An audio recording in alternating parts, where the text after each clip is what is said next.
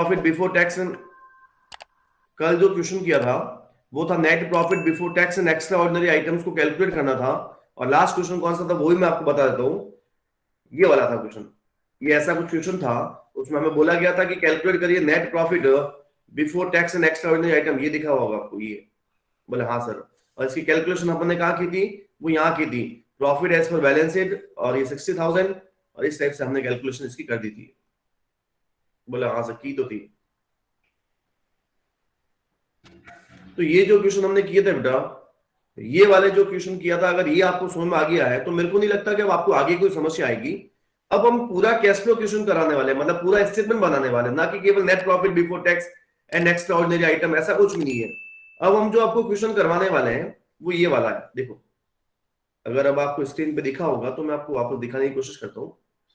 Following is the balance sheet of the Techno India limited as at 31 March 2021।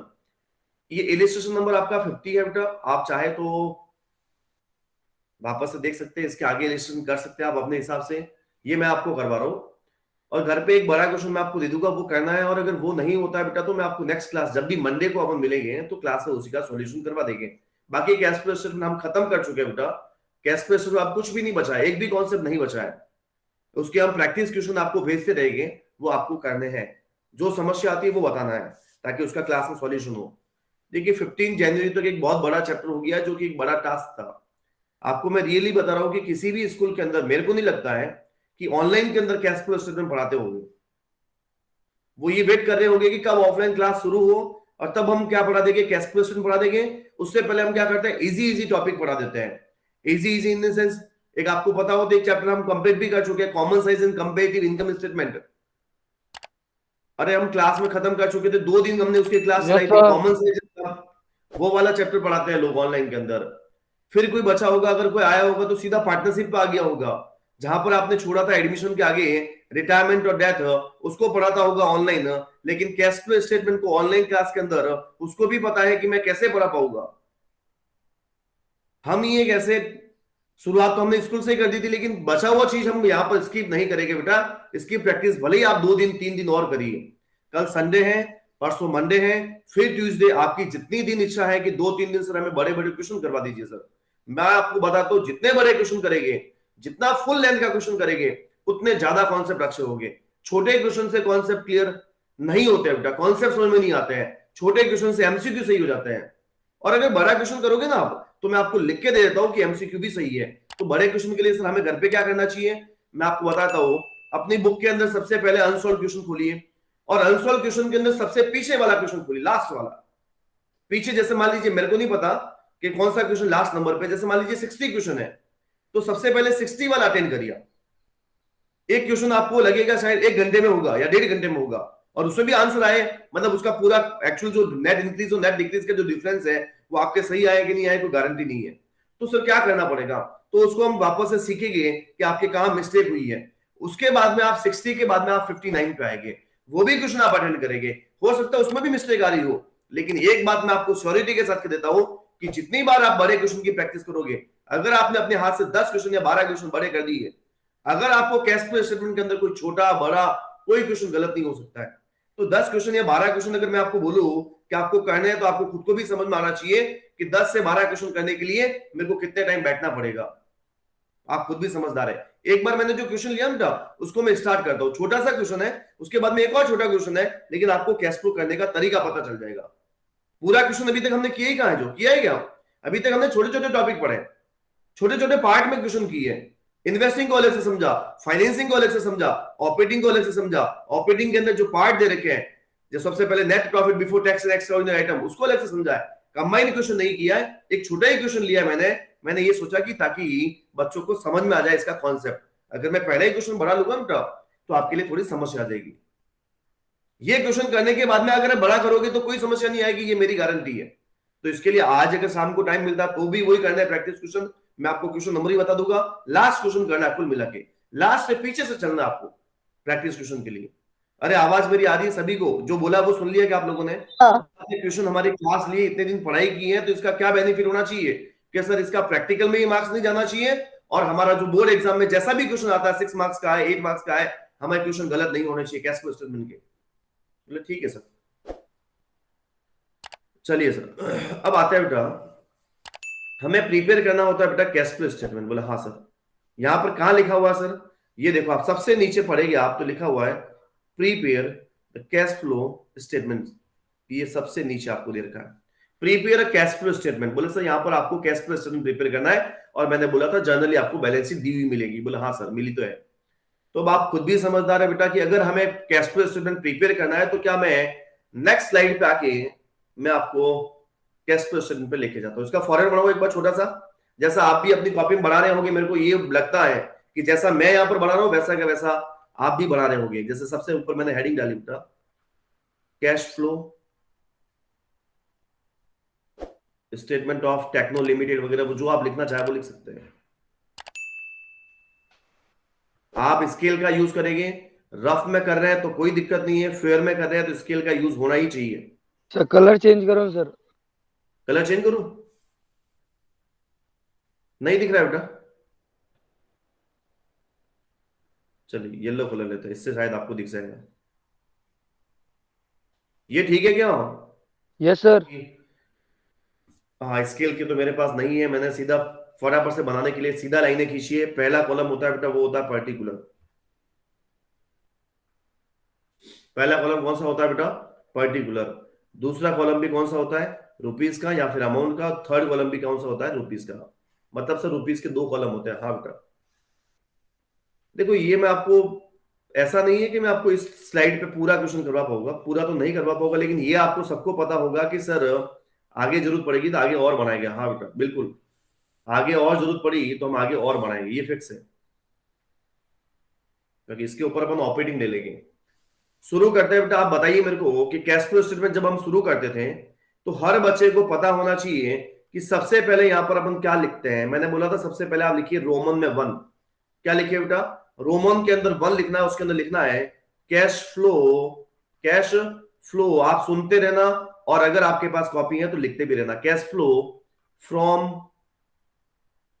Operating activity, ये सबसे पहले लिखना पड़ता है। जब हम कैश फ्लो स्टेटमेंट बनाते हैं ना तो सबसे पहले ये लिखना पड़ता है cash flow from operating activities. बोले यस सर, लिख लेंगे। उसके बाद में सर, उसके बाद में हम सबसे सेकंड जो हेडिंग डालते हैं वो डालते हैं net profit before tax and extra ordinary item. यहां आपने देखा होगा सब सेकंड वाली जो हेडिंग होती है वो होती है net profit before tax and extra ordinary items. अरे यही लिखते थे क्या? Yes sir. और ये एज पर वर्किंग नोट निकालते थे। अगर ये भी याद होगा तो ये जो फिगर आएगा यहाँ पर मैं अभी लिखने वाला हूँ, ये जो फिगर आएगा वो एज पर वर्किंग नोट आएगा। बोले यस सर, ये भी बताया था आपने, बिल्कुल सही बता रहे हैं। तो देखिए वर्किंग नोट ये था कि सबसे पहले हम लिखते थे बेटा profit as per balance sheet. Profit as per balance sheet. Balance sheet में भले कुछ है या नहीं है, मैं ऐसे लिख रहा हूं। 4 एडजस्टमेंट होते हैं बेटा। पहला एडजस्टमेंट होता है प्रोविजन फॉर टैक्स। मैं बार बार ये क्यों बता रहा हूं? मेरे को कोई शौक नहीं है, मैं आपके लिए बता रहा हूं। सेकंड बताया था propose dividend. Propose dividend. Third बताया था इंट्रीम डिविडेंड।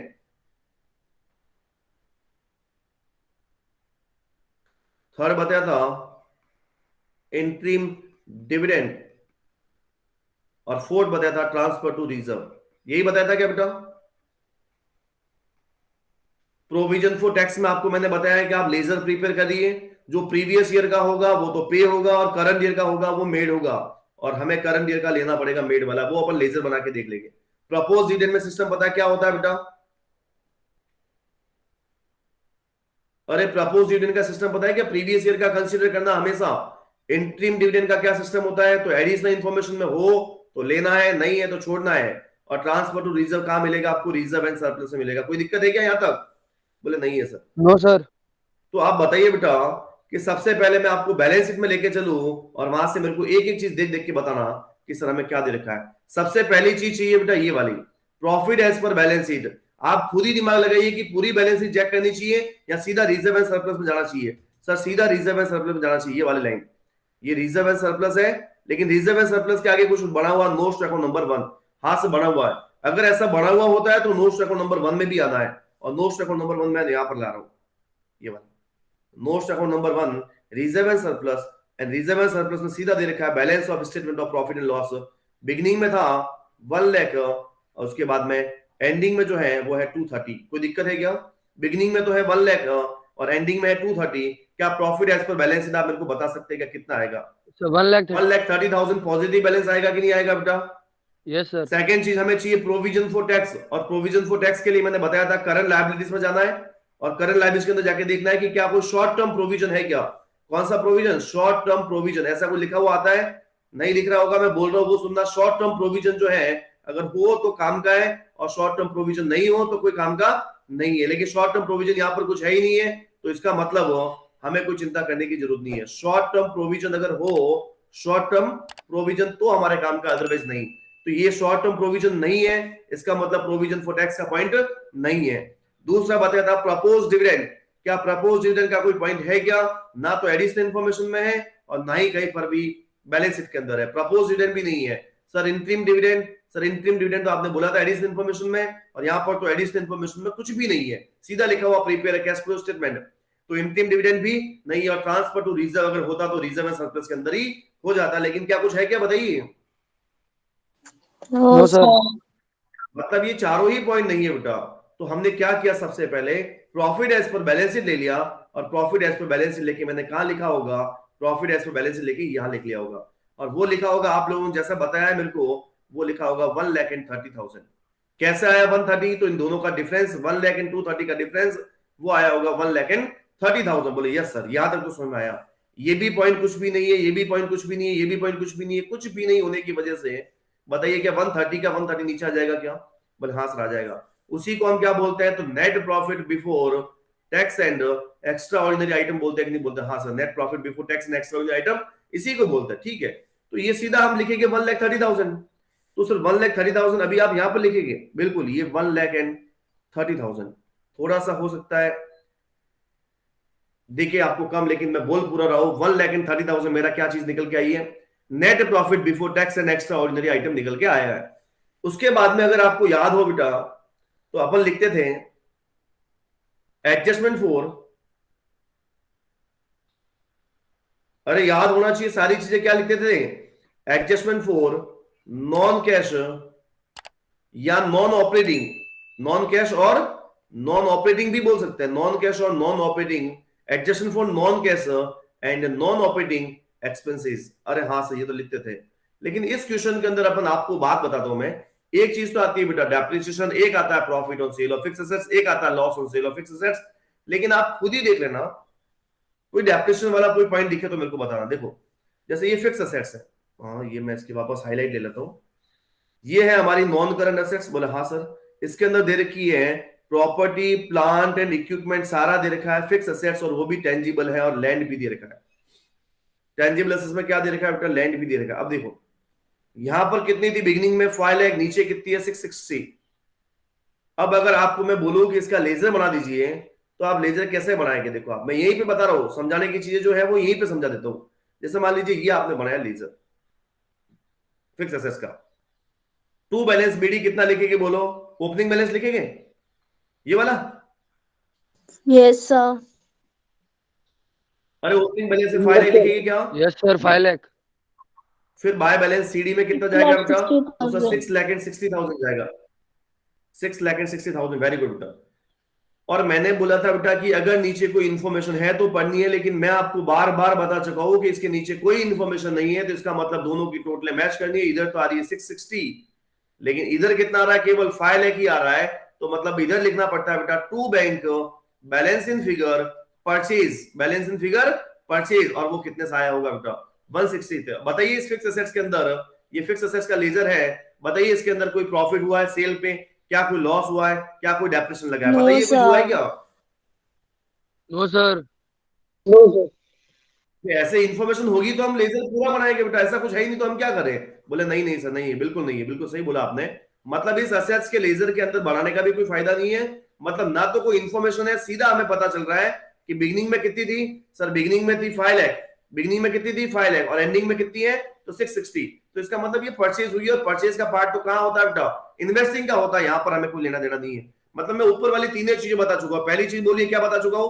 सबसे पहली चीज बता रहा हूं, डेप्रिसिएशन नहीं है इस क्वेश्चन के अंदर। उसके बाद में बता चुका हूं profit on sale of assets भी नहीं है और loss on sale of assets भी नहीं है। ये तीन चीजें मैं खत्म कर चुका हूं। सर आपने profit on sale of investment and loss on sale of investment भी बोला था। मैं ये वापस क्यों रिपीट कर रहा हूं पता है क्या, ताकि वो लर्न हो जाए आपको। उल्टा बार बार क्वेश्चन करेंगे, बार बार, मेरे को सब पता है इसमें नहीं है। देखो नॉन करंट इन्वेस्टमेंट की बात हुई थी, लेकिन नॉन करंट असेट्स है, कहां इन्वेस्टमेंट है बेटा? तो ना तो इन्वेस्टमेंट है, तो ना तो इन्वेस्टमेंट सेल हुआ होगा और ना परचेज हुआ होगा, ना सेल हुआ होगा तो ना लॉस हुआ होगा, ना प्रॉफिट हुआ होगा। तो बताइए बेटा कि यहां पर क्या 5 आइटम में से आपको कोई दिक्कत है? 5 आइटम में पहला डेप्रिसिएशन, दूसरा profit on sale of assets, loss on sale of assets, profit on sale of investment, loss on sale of investment. क्या इन पांचों पॉइंट में आपको कोई दिक्कत है क्या? अरे मेरे हिसाब से आपको पता चल गया होगा कि पांचों ही पॉइंट नहीं है बेटा। अरे कोई आगे चलूं क्या? Yes sir. चलिए बहुत अच्छा, तो यहां तक तो सर हमें पता चल गया। उसके बाद में सर, उसके बाद में हमने बताया था बेटा इनटेंजिबल असेट्स रिटन ऑफ। बोले यस सर, बताया था आपने।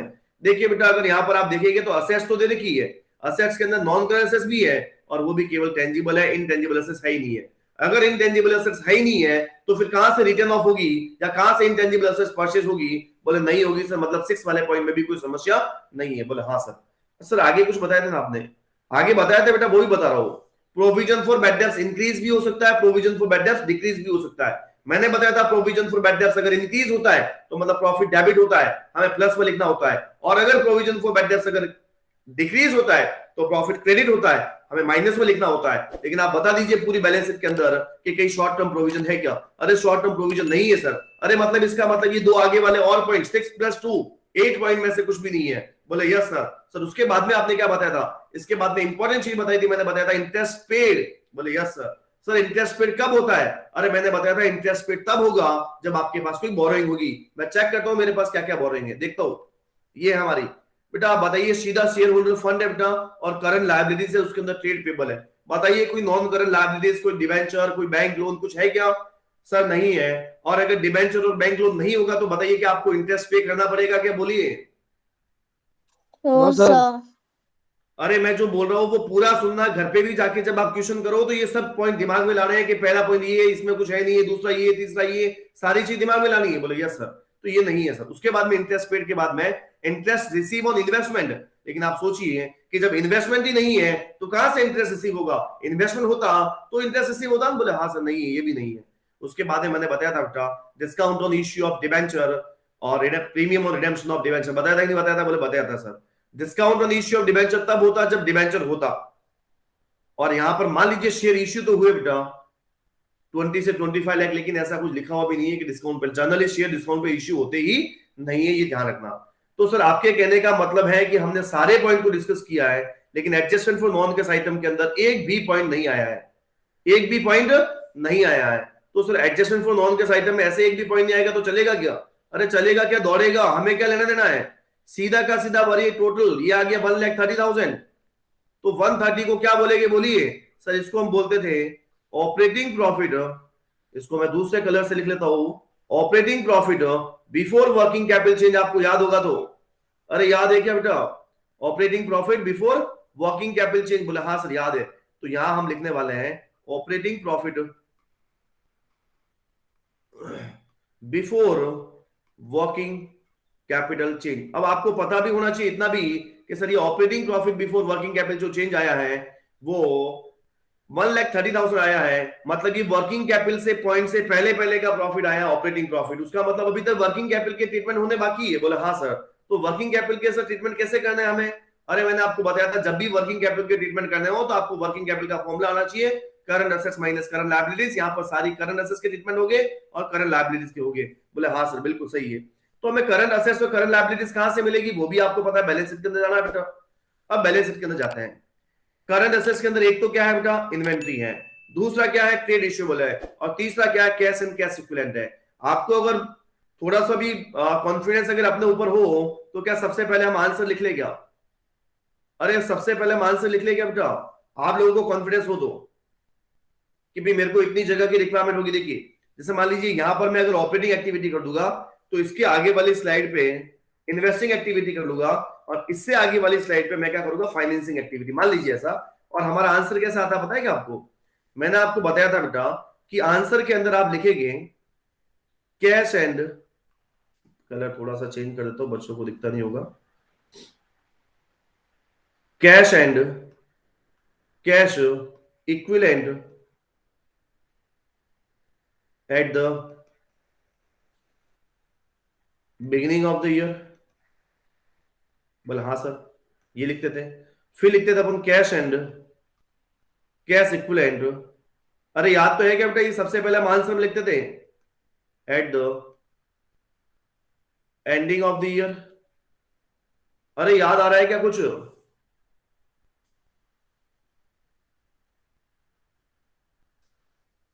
क्या बात है, चलिए ओके। Yes sir. बहुत अच्छा बेटा, ये हमने सबसे पहले पढ़ लिया था। सबसे पहले हमने इसी का ट्रीटमेंट समझा था, cash and cash equivalent at the ending of the year and cash and cash equivalent at the beginning of the year. देखो मैं पहले बता देता हूं, थोड़ा सा आपको इजी रहेगा। देखो cash and cash equivalent at the beginning कितना है बेटा? 3 लाख दिख सर। रहा है क्या आपको? Cash and cash equivalent at the beginning 3 lakh and cash and cash equivalent at the ending कितना है बेटा?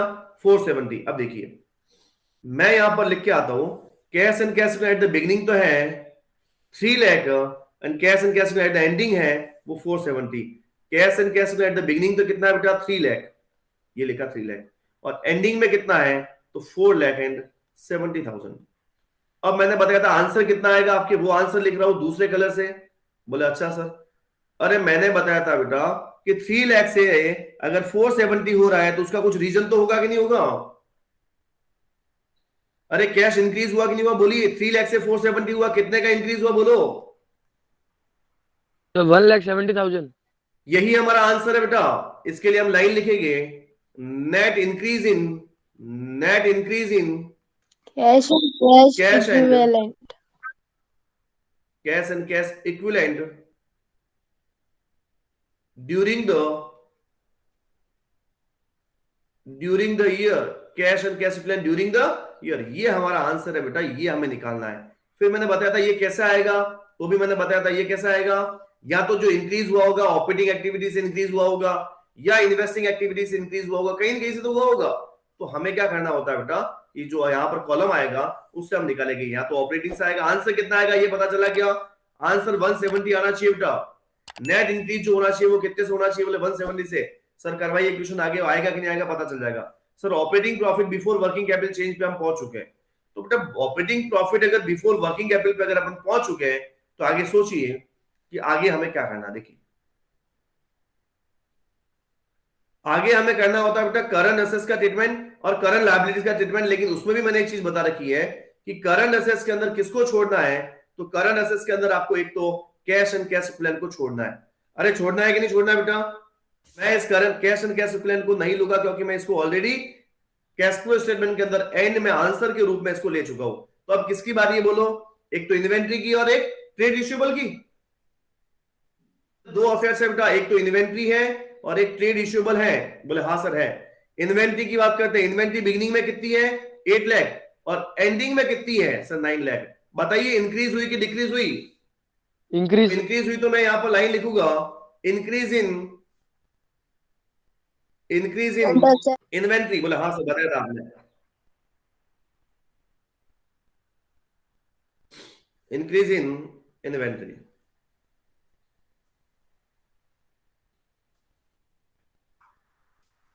तो सर ये इंक्रीज इन इन्वेंट्री आएगा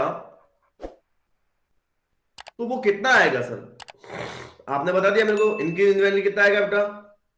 पहले था 8 लाख, बाद में हो गया 9 1 lakh lakh. Sir. 1 lakh. Yes sir. मैं यहां पर 1 लाख लिख रहा हूं, लेकिन एक बच्चा मेरे को बताएगा कि सर ये 1 लाख आएगा वो प्लस में आएगा या माइनस में? कौन बताएगा बताइए?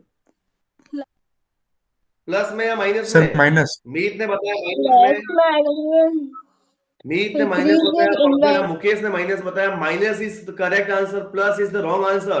अरे मैंने बताया था बेटा कि जहां पर कैश का आउटफ्लो होगा फिगर माइनस में आएगा।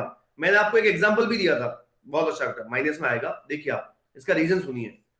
मान लीजिए मेरे पास पहले स्टॉक है 10,000 का और वही बाद में स्टॉक जो हो गया वो 15,000 का, तो मैंने ये स्टॉक परचेज किया होगा बेटा 5,000 का। तो जब इंक्रीज होती है बेटा करंट एसेट्स क्या होती है? इंक्रीज होती है। तो कैश का क्या होता है बेटा? आउटफ्लो होता है। मैंने बताया था बेटा, अरे करंट एसेट्स जब भी क्या हो, इंक्रीज हो, तो कैश का क्या होता है?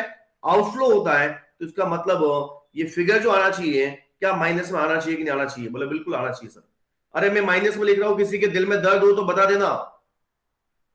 बोले सर प्लस में आना चाहिए, मेरे हिसाब से तो है क्या ऐसा किसी को दर्द? यहां तक। उसके बाद में सेकंड करंट एसेट्स पे आते हैं बेटा। ये हो गया बेटा ट्रेड रिसीवेबल, ये सेकंड वाली करंट एसेट्स है बेटा ट्रेड रिसीवेबल। अब ट्रेड रिसीवेबल की अगर बात करें तो पहले कितना है ट्रेड रिसीवेबल? 12 लाख। अरे पहले कितना है बेटा? 12 लाख। और उसके बाद में है 11 लाख एंड 50,000। अब बताइए बेटा, पहले है 12 लाख, बाद में है 1150, तो इसका मतलब क्या डिक्रीज हुई कि इंक्रीज हुई? तो बच्चे बोलेंगे सर डिक्रीज हुई है, डिक्रीज सर। 50,000 से डिक्रीज हुई है। और अब बताइए क्या मेरे को यहां पर लिखना पड़ेगा कि लिखना पड़ेगा? बोले सर लिखना तो पड़ेगा। क्या लिखूंगा मैं? Decrease in decrease in decrease in trade receivable, यही लिखेंगे क्या? Yes sir. अब बताइए ये फिगर मैं प्लस में लिखूं कि माइनस में लिखूं? प्लस में सर। अच्छा बेटा, क्योंकि देखो डिक्रीज हुआ है, ट्रेड रिसीवेबल क्या हुआ है? डिक्रीज हुआ है। कितने से डिक्रीज हुआ है? 50 से। तो सर प्लस में क्यों लिखेंगे मैं बता दूं आपको। देखो प्लस में लिखने का रीजन भी बताऊंगा। ट्रेड रिसीवेबल का मतलब होता है कि मैं उन लोगों की बात कर रहा हूं जिनसे मैं पैसे मांगता था। पहले बिगिनिंग में पैसे मांगता था मैं 1 लाख, और बाद में मैं उनसे एंडिंग में जो पैसे मांगता हूं वो मान लीजिए 63 मांगता हूं। तो इसका मतलब 40 इन्होंने मेरे को दे दिए होंगे बेटा। बिगिनिंग में इन लोगों से मैं कितना पैसे मांगता था? ट्रेड रिसीवेबल का मतलब वो लोग होते हैं जो फ्यूचर में मेरे को पैसा देने वाले होते हैं। अरे बिगिनिंग में 1 लाख थे, एंडिंग में 60 है, अरे 40 दे दिए होंगे तभी तो ये डिक्रीज हुए होंगे। बोले यस सर, बिल्कुल सही बोला आपने। तो मतलब ये फिगर तो आ गया प्लस में और ये आ गया माइनस में। अरे कोई दिक्कत तो नहीं है क्या किसी को यहां तक? अरे दोनों में कोई दिक्कत है क्या? No sir. आइए बेटा, करंट असेट्स को हम पूरा कर चुके हैं, कैश एंड कैश इक्विवेलेंट को कहां कंसीडर करना है ये भी बता चुके हैं। अब आते हैं बेटा करंट लायबिलिटीज के अंदर। यहां पर ट्रेड पेबल दिख रहा होगा आपको, ये वाली लाइन जो खींच रहा हूं ये ट्रेड पेबल की है, ये वाली। अरे दिखा क्या trade payable? Yes sir. Yes sir. Trade payable beginning में कितना है बोलो?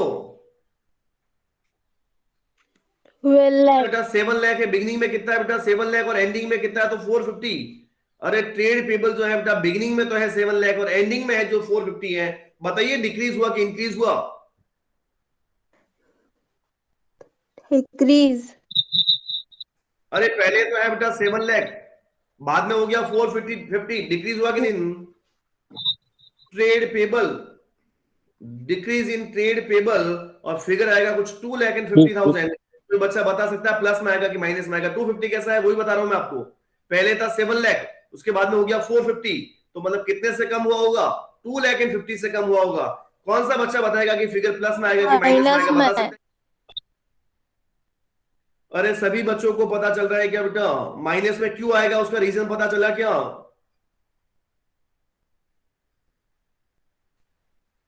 हम्म। अरे बाकी सबको पता चल गया क्या?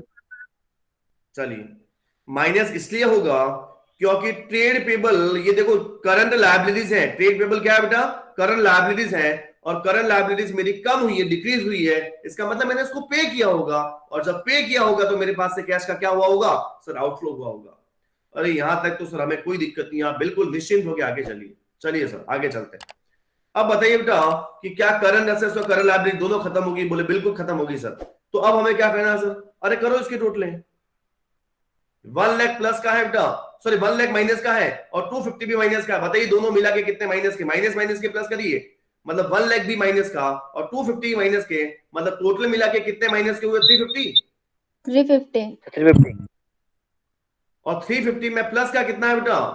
50,000। तो 3,50,000 माइनस 50,000 इजिकल तो यहां पर आएगा 3 लाख। कितना आएगा बेटा? 3 लाख। लेकिन बहुत अच्छा, यहां पर जो आपको नहीं निकालना था वो मैं बता देता हूं। ये 2,50,000 माइनस का है, 1 लाख भी माइनस का है, दोनों मिला के 350 माइनस का है, और प्लस का केवल और केवल 50 है। 350 माइनस का, 50 प्लस का, जो दोनों का डिफरेंस होता है बेटा वो 3 लाख, सिंबल उसी का आएगा जो डिजिट ज्यादा होगा, माइनस का डिजिट ज्यादा है बेटा, 3 लाख रुपीज माइनस का आएगा। बताइए बेटा इस 1,30,000 तो है प्लस का, 130 तो क्या था? प्लस का, और 3 लाख है माइनस का। बताइए यहां पर जो डिफरेंस आएगा वो कितना आएगा?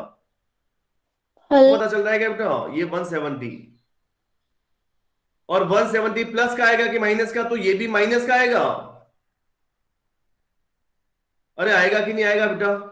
बेटा क्योंकि 3 लाख तो माइनस का है वो ज्यादा है बेटा, और 130 जो प्लस का है वो कम है, तो 130 जो 170 आएगा वो माइनस का आएगा। तो इसके लिए क्या लिखे सर? अरे इसके लिए लाइन लिखनी होती है बेटा, कैश जनरेटेड फ्रॉम ऑपरेशन। अगर आपको याद होगा तो अब बोल पाएंगे, वरना नहीं बोल पाएंगे। कैश जनरेटेड फ्रॉम ऑपरेशन, बोले हाँ सर ये तो बोलते थे। और उसके बाद में क्या करते थे हम, इसमें से करते थे बेटा लेस टैक्स पेड। लेस क्या करते थे? Tax paid. लेकिन क्या कुछ है क्या इस बार लेस टैक्स पेड में? बोलो। अरे टैक्स तो कुछ पॉइंट ही नहीं है बेटा, तो क्या करेंगे हम? बाहर लिखेंगे एज इट इज 1,70,000। सर ये 1,70,000 को क्या बोलेंगे? इस 70 को माइनस में, सॉरी 1,70,000 मैंने बताया था ऑपरेटिंग एक्टिविटी का पहला फिगर बाहर आ गया है 1,70,000, वो भी माइनस में। मैंने बताया था बेटा जो इसका आंसर होता है वो ऐसे होता है, नेट कैश यूज्ड इन भी हो सकता है। अब यहां पर फिगर किस में आया बेटा? माइनस में आया है, इसलिए हमें लिखना पड़ेगा net cash used in operating activities. Net cash used in operating activities. अरे ये net cash used in operating activity का कॉन्सेप्ट में आएगा बेटा 1,70,000 से आएगा यहां पर। पहले इस ऑपरेटिंग एक्टिविटी में अगर कोई दिक्कत हो तो बताइए, ताकि मैं इन्वेस्टिंग ना पढ़ूं, पहले मैं ऑपरेटिंग का कॉन्सेप्ट क्लियर करता हूं। ये इतना समय नहीं लगना चाहिए बेटा। हम क्यों लगा रहे हैं? क्योंकि हम सारे ही पॉइंट को डिस्कस करते हुए चलते हैं, जो नहीं है उसको देखना ही नहीं है बेटा, सीधा आगे चलना है। बोले नॉन के साहित्य में कुछ है ही नहीं, जाने दो, क्यों फालतू टेंशन करना है? बोलो यहां तक कोई दिक्कत है क्या बेटा? तो फिर इन्वेस्टिंग में आते हैं। इन्वेस्टिंग और फाइनेंसिंग कितना इजी है वो आपको भी पता ही है। इन्वेस्टिंग और फाइनेंसिंग कितना इजी कॉन्सेप्ट है वो आप सबको पता है। आ जाओ क्या इन्वेस्टिंग के अंदर? Yes, sir. चलिए देखिए बेटा, मेरे पास वापस से वही बोल रहा हूं, जैसे आपका भी पेज होगा तो हो सकता है आपके पेज पे जगह खाली हो, लेकिन मेरे पेज पे जगह खाली नहीं है। मैं सीधा नेक्स्ट पेज पे आ रहा हूं, और नेक्स्ट पेज पे देखिए वही option.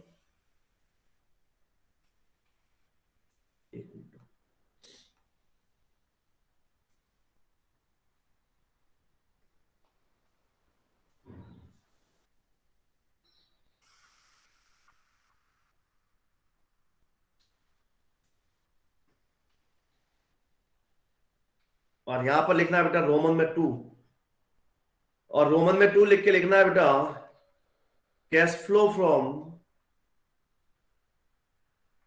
Investing activities. Cash flow from investing activities. बोले अच्छा सर ऐसा लिखना होता है क्या? हाँ बेटा ये वही रुपीस के कॉलम है ना। अब cash flow from investing activities के अंदर हर बच्चे को पता होना चाहिए कि cash flow from investing activities के अंदर क्या क्या चीजें आती है।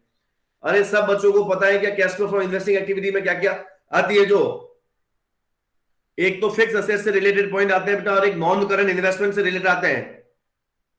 क्या नॉन करंट इन्वेस्टमेंट है क्या? बोलो। अरे बैलेंस शीट में क्या नॉन करंट इन्वेस्टमेंट थे क्या?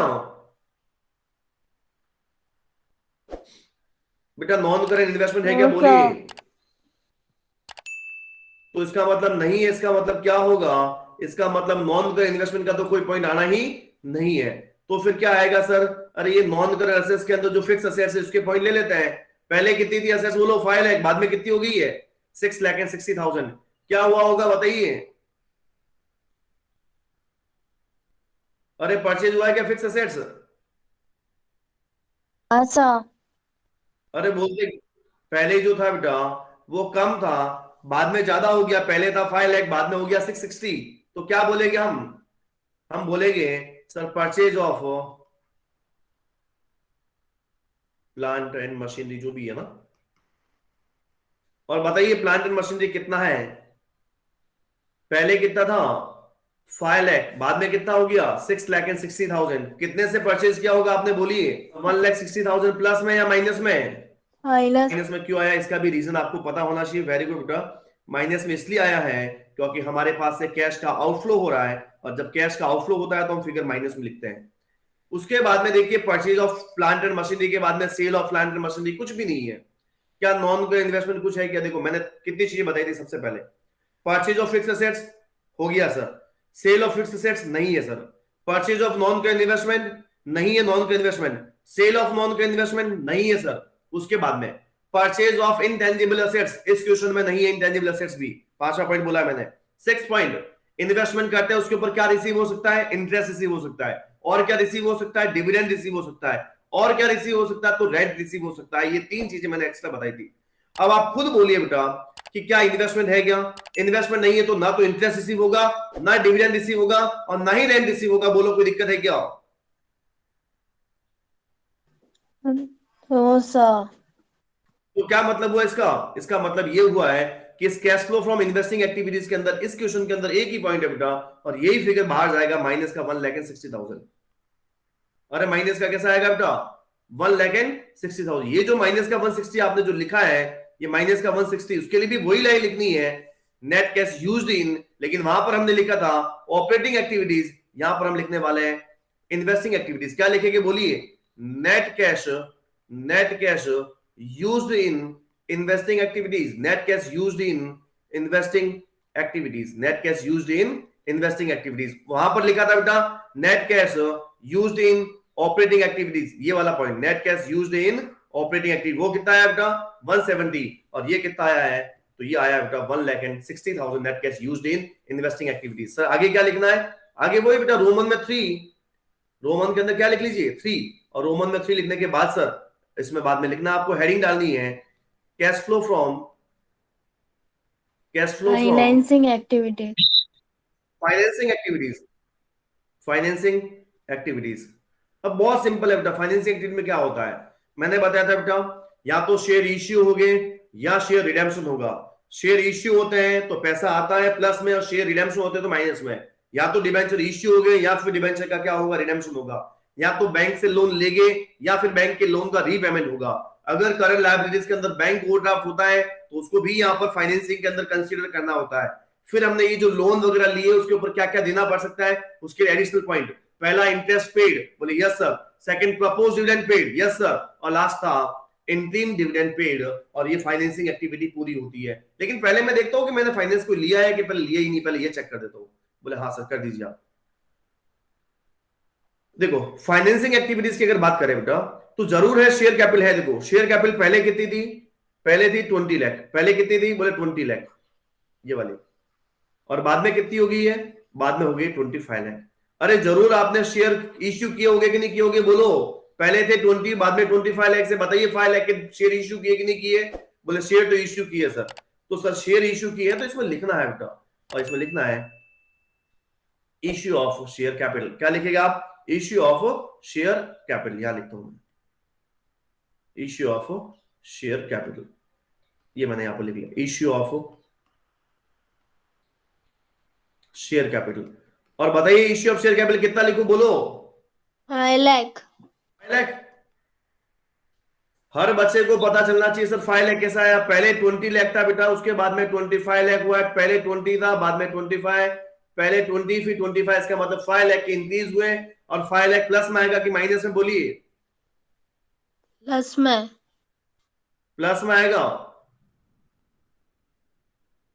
5 लाख रुपीज किस में आएगा बेटा? प्लस में आएगा, क्योंकि कैश का क्या हुआ होगा? इनफ्लो हुआ होगा। जब भी मैं शेयर इश्यू करूंगा कंपनी के पास कैश का रिक्वायरमेंट पूरा हो जाता है, कंपनी के पास कैश का इनफ्लो होता है, मतलब इश्यू ऑफ शेयर कैपिटल हो गया। उसके बाद में अब आप खुद देखिए बेटा, ना तो कोई शेयर को रिडेम्पशन हो रहा है, ना कंपनी के पास कोई बैलेंस शीट के अंदर डिबेंचर है। मैं यहाँ पे बैलेंस शीट खोल के रखता हूँ, डिबेंचर होता तो यहाँ होता, नहीं है सर। नॉन करंट लायबिलिटीज नहीं है। उसके बाद में लोन नहीं है सर। बैंक ओवरड्राफ्ट नहीं है सर। उसके बाद में इंटरेस्ट पेड होता तो ऑपरेटिंग में भी आया होता। बोले यस सर। प्रपोज डिविडेंड होता तो ऑपरेटिंग में भी आया होता, नहीं है सर। इंटीम डिविडेंड होता तो ऑपरेटिंग में भी आया होता, नहीं है सर। बताइए फाइनेंसिंग एक्टिविटी पूरी हुई कि नहीं हुई? अरे बोलिए बेटा फाइनेंसिंग एक्टिविटी पूरी हुई कि नहीं हुई? हो गई सर। अब बताइए कि जब अगर फाइनेंसिंग एक्टिविटी अगर पूरी हो गई है तो इसका मतलब ये हो गया है कि हमारे पास क्या निकल के आया टोटल, वो देखते हैं एक बार। ये इसकी टोटल आई 5 लाख। ये प्लस में है कि माइनस है बेटा? तो सर ये तो प्लस में है, तो इसके लिए क्या लाइन लिखनी पड़ती है? बोलिए इसके लिए लाइन लिखनी पड़ती है net cash from used in, नहीं है ना? Net cash from financing activities, net cash from financing activities. बोले यस सर, ये तो लिखते हैं। अब मैंने बताया था बेटा इन तीनों की टोटल करनी पड़ेगी। मैंने पीछे कर भी रखा है, लेकिन फिर भी मैं क्या करूंगा, एक बार यहीं पे कर लेता हूं क्वेश्चन को खत्म। Net cash from financing activity, बोला हाँ सर आपने बताया था, तो net cash from financing activity 5 lakh का आया है। अब मैं इन तीनों की टोटल करता हूं बेटा। देखो ऑपरेटिंग में नेट कैश यूज्ड इन हो रहा है, माइनस का आ रहा था फिगर, मैं वापस निकाल के बता रहा हूं, ये ऑपरेटिंग एक्टिविटी है। ये माइनस का कितना है बेटा 170, याद रखना माइनस का कितना है 170, बिल्कुल माइनस का तो है बेटा 170, ये तो है ऑपरेटिंग का। बोले हाँ सर। उसके बाद में माइनस का ही है 1,60,000, बोले यस सर, ये है इन्वेस्टिंग का। और वापस से प्लस का है 5 लाख, ये है फाइनेंसिंग का। ये 3 फिगर है, आपको लिखना नहीं है यहां पर, ये अपन को याद रखना है बेटा कि माइनस माइनस 2 बार है, मतलब ऑपरेटिंग में भी कैश का क्या हुआ होगा, यूज हुआ था, इन्वेस्टिंग में भी कैश का क्या होता, यूज हुआ था, और पैसा आया किधर से था, फाइनेंसिंग से आया था।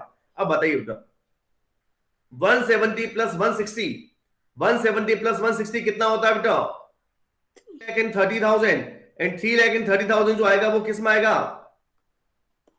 और प्लस का कितना है बेटा 5 लाख, 5 lakh. माइनस का तो है 330 और प्लस का कितना है 5 लाख। अब बताइए प्लस का ज्यादा है कि माइनस का ज्यादा है, सर प्लस का ज्यादा है, और प्लस का ज्यादा कितना है बोलिए, इन दोनों का डिफरेंस जो आएगा बेटा 1,70,000, और 1,70,000 क्या प्लस में आएगा कि नहीं आएगा बोलिए, 170 प्लस में आएगा क्या।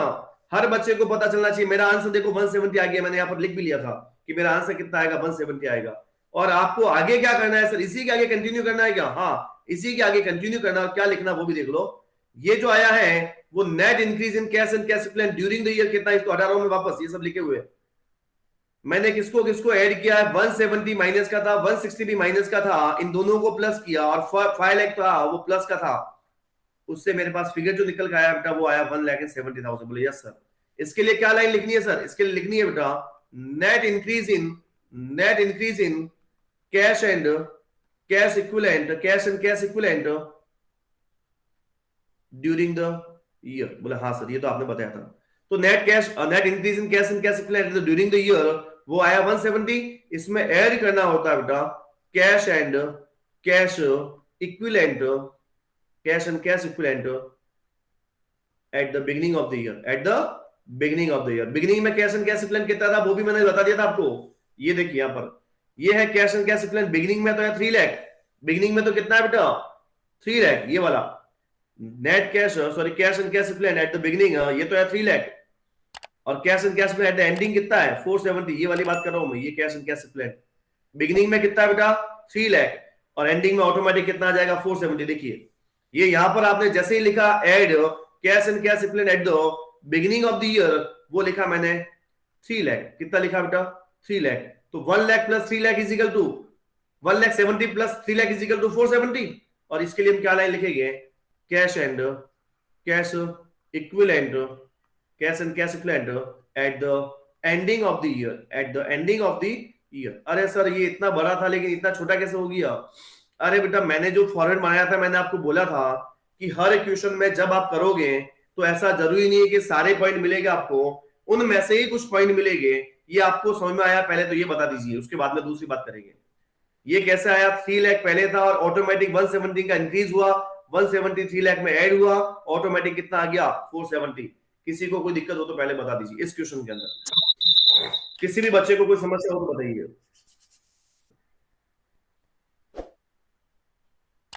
बोलिए बेटा, किसी को भी कोई प्रॉब्लम है क्या कि सर बड़ा क्वेश्चन भले कितना भी होगा, मैं अगली बार ये छोटा क्वेश्चन नहीं कराऊंगा, अगली बार मैं सीधा बड़ा क्वेश्चन ही करवाऊंगा, मैं आपको ये मान के चल रहा हूं। सर हमें क्या करना है घर पे, मैं आपको घर के लिए पहले छोटा सा एक क्वेश्चन छोटा देता हूं जो मैंने मेरी स्क्रीन पे ले रखा है, इलिस्ट्रेशन ही है, उसके बाद में एक क्वेश्चन आपको बड़ा करना है। देखो सबसे पहले आप घर पे क्या करेंगे वो मैं बताता हूं। एक क्वेश्चन मेरे को और करवाना था, लेकिन वो अब आप छोटे क्वेश्चन के लिए आपके लिए ठीक रहेगा कि ऐसा भी एग्जाम में क्वेश्चन आ जाए तो बहुत इजी है। आपके पास अगर अभी जो बुक है तो उस बुक को निकाल दीजिए, और यहाँ पर पेज नंबर है कि नहीं एक मिनट देख लेता हूँ, पेज नंबर तो नहीं है लेकिन इलिस्ट्रेशन नंबर 51 दे रखा है, इलिस्ट्रेशन नंबर 51 दे रखा है, और क्या लिखा हुआ है, prepare a cash flow statement from the balance sheet of लीवा limited, ऐसा कुछ होगा। ये लीवा लिमिटेड वाला एक इलिस्ट्रेशन है, ये आप जरूर करके आए, इसमें भी कुछ भी पॉइंट नहीं है, केवल वो का वही है। अब देखिए मान लीजिए यहाँ पर लॉन्ग टर्म बोरोइंग दे रखा है, देखना आप ये लॉन्ग टर्म बोरोइंग है। अब लॉन्ग टर्म बोरोइंग बिगिनिंग में कितनी थी 150 थी, एंडिंग में कितनी है 150, मतलब ना तो हमने लोन लिया है ना हमने कोई पे किया है, लेकिन सर इसके ऊपर इंटरेस्ट बिगिनिंग के ऊपर, हाँ बेटा इंटरेस्ट देना पड़ता हमें बिगिनिंग के ऊपर, लेकिन वो उस सिचुएशन में देना पड़ता जब यहां पर ऐसा लिखा हुआ आया होता, यहां पर ऐसा लिखा आया होता 10%, 10% या 12% या 8% ऐसा लिखाया होता, 8% लॉन्ग टर्म बोरोइंग।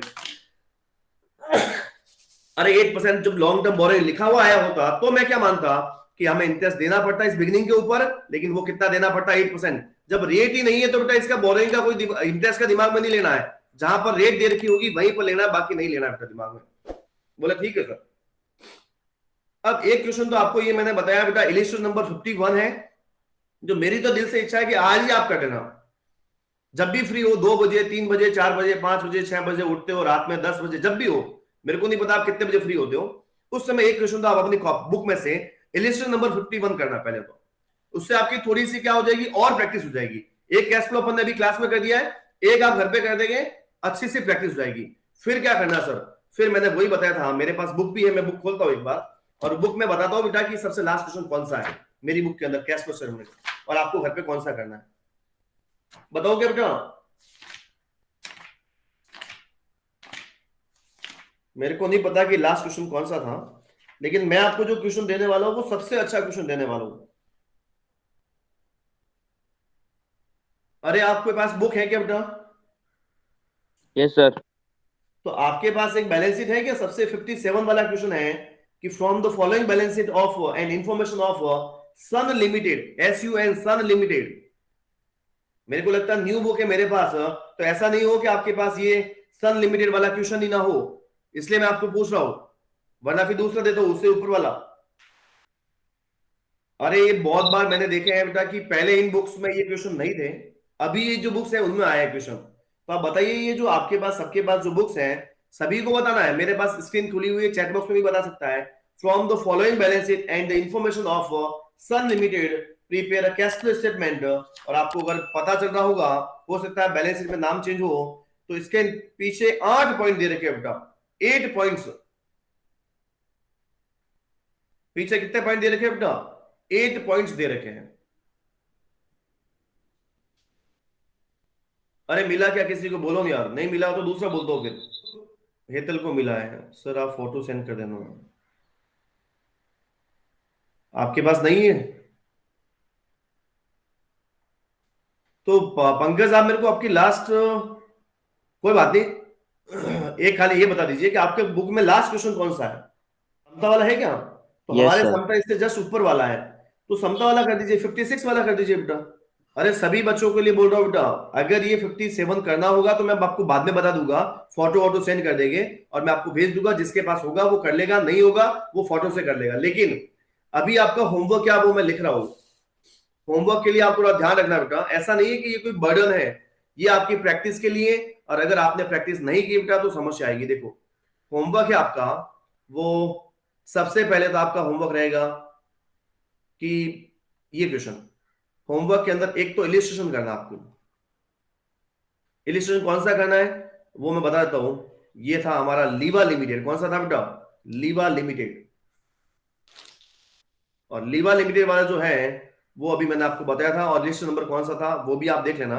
हो सकता है लिस्ट नंबर मेरे तो इस बुक में 51 है, आपके चेंज हो सकता है।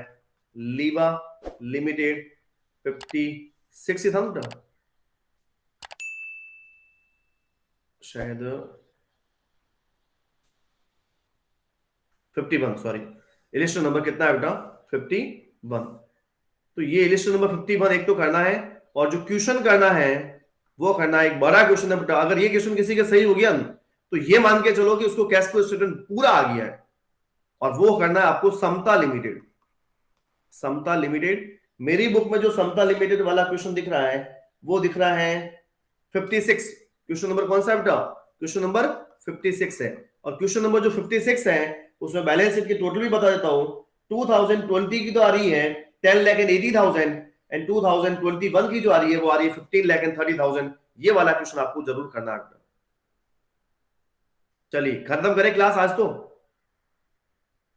कुछ कहना है तो कह सकते हैं बेटा, ये 2 क्वेश्चन आप जरूर ट्राई करना। इलिस्ट्रेशन तो आज ही कर लेना, बहुत छोटा सा क्वेश्चन है, और वो आपकी इच्छा तो आज करो, आपकी इच्छा तो कल करो, कल भी संडे ही है। और बाकी हम वापस से, कोई भी प्रॉब्लम होगी इन दोनों के अंदर तो मैं अगले दिन वो ये दोनों ही क्वेश्चन मेरी स्क्रीन पे दिखेगा आपको। एक तो मिलेगा इलिस्ट्रेशन नंबर यही वाला 56, और एक मिलेगा वही वो समता लिमिटेड वाला। अगर आपने अपनी कॉपी में कर रखा होगा फिर मैं करूंगा तो आप क्रॉस चेक कर सकते हैं कि मैंने क्या लिखा है और सर ने क्या लिखा है। अरे समस्या आएगी मेरे को पता है, लेकिन समस्या आने के बावजूद भी आपको लास्ट फाइनेंसिंग एक्टिविटी तक जाना है। आपके ऑपरेटिंग एक्टिविटी का आंसर गलत आता है, आपको रुकना नहीं है। आपके इन्वेस्टिंग का गलत आता है, आपको रुकना नहीं है। आपके फाइनेंसिंग का भी गलत आता है, रुकना नहीं है। करना पूरा है तीनों एक्टिविटी का। नेट कैश यूज्ड इन या नेट कैश फ्रॉम निकाल के लेकर आना है कि सर मेरे तो इतना आया है। आई बात में क्या? तो आज की क्लास में खत्म करता हूं। Thank you very much and have a nice day all of you. Thank you बेटा। गुड डे बेटा।